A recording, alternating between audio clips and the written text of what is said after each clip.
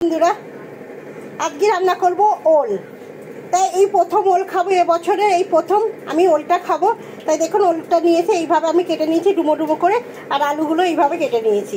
নিয়ে কিন্তু আগে ওলটাকে আমি ভালো করে সুন্দর করে ধুয়ে নেব।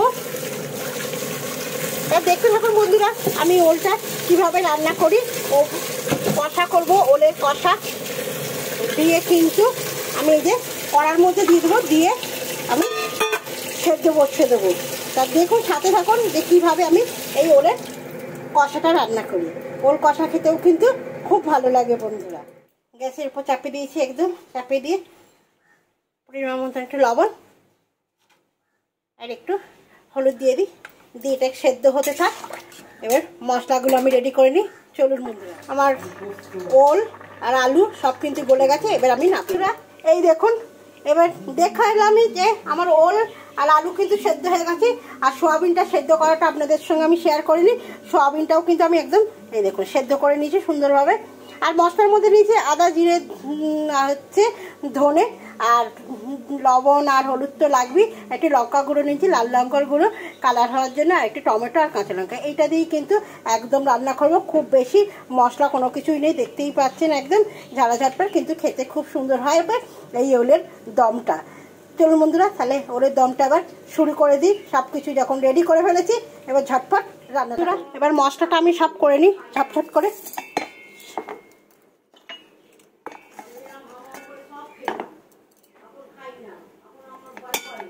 সব একদম দিয়ে ঝটপট করে মশলাটা করে নিই। তেল দিয়ে দিয়েছি বন্ধুরা, দিয়ে কিন্তু আবার এগুলোকে ওল আর আলুটাকে আগে ভেজে নেব।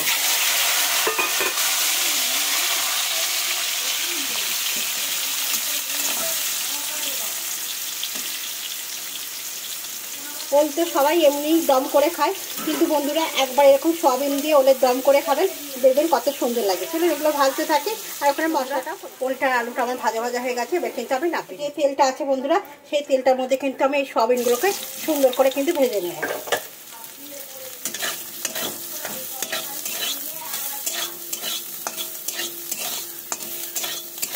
সুন্দর করে সোয়াবিনগুলো ভেজে নেব।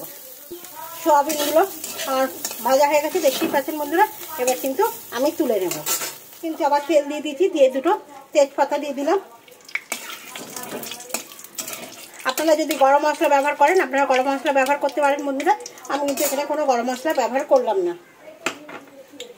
এবার যে মশলাটা করে রেখেছিলাম সেই মশলাটা আমি দিয়ে দেবো।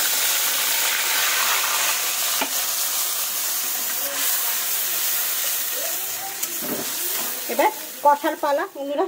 এবার কষে এবার পরিমাণ মতন কী দেবো আমি, এই যে হলুদ আর লবণটা পরিমাণ মতন দিয়ে দেবো, দিয়ে সুন্দরভাবে আমি কষে নেব। তেল ছাড়া অবধি মশলাটা কিন্তু আমি কষাবো বন্ধুরা। কত সুন্দর তেল ছাড়ছে, সুন্দরভাবে মশলাটা কষানোটাই সুন্দর। আর এই সোয়াবিন আর ওলের এই দমটা কিন্তু খেতে কিন্তু অসাধারণ হয় বন্ধুরা। আমরা শুধু শুধু ওলের হয়তো দম খাই, কিন্তু সোয়াবিন দিয়ে কোনো দিন হয়তো খেয়েছেন কি জানি না, কিন্তু একবার এরকম সোয়াবিন দিয়ে ওলের দম করে দেখবেন বন্ধুরা, খুব সুন্দর লাগে। নিরামিষ রেসিপির মধ্যে দারুণ লাগে বন্ধুরা। আর বারবার বলছি, আপনারা যদি গরম মশলা খেতে চান এখানে অবশ্যই কিন্তু গরম মশলা দেবেন, একদম দেখবেন চিকেনের টেস্ট আছে।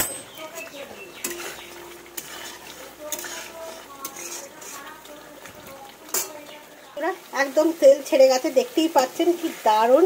দেখুন মশলাটা শুধু দেখুন বন্ধুরা, দারুণভাবে তেল ছেড়ে গেছে একদম ঝটঝট ঝটঝট ঝটঝট করে। এবার কিন্তু আমি এই যে ওল, আলু আর সোয়াবিন ঝট করে দিয়ে দিই।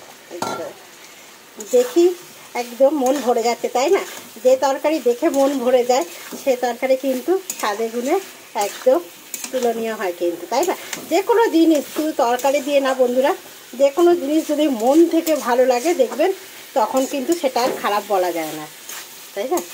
খেতেও সেটা সুন্দর হয় এবং দেখতেও, যে কোনো জিনিস দেখতেও তখন সুন্দর হয়। আর মন থেকে যদি না ইচ্ছা করে দূর, তখন কিন্তু যত ভালো জিনিসই এনে দেন না কেন সেটা কিন্তু আপনার একদমই ভালো লাগবে না। তাই মন থেকে যেটা ভালো লাগবে সেটা কিন্তু সবসময় ভালো লাগে, তাই না? দেখুন বন্ধুরা, আপনারা যে বলবেন দিদিভাই বলছে অসাধারণ লাগবে কিন্তু। এটা আমি কষাই করবো একদম।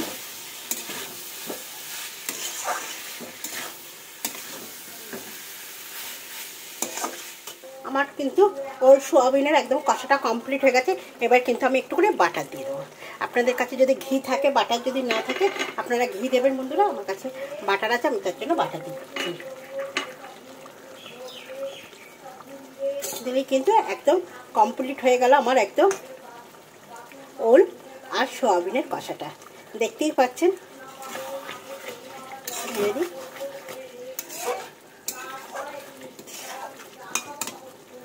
চলুন বন্ধুরা, এবার আমি নামিয়ে দেবো। কি পেলেন বন্ধুরা, সোয়াবিন দিয়ে ওলের এই কষাটা দারুণ স্বাদের হয়। কিন্তু একবার বলবো, সোয়াবিন আর ওল দিয়ে এই কষাটা একবার রান্না করে দেখুন বন্ধুরা।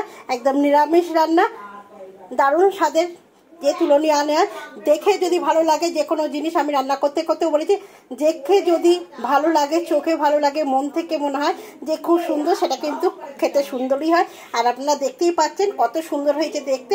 আর রান্নাটাও তো দেখালাম যে কিভাবে করলাম, খেতেও কিন্তু খুব সুন্দর হবে।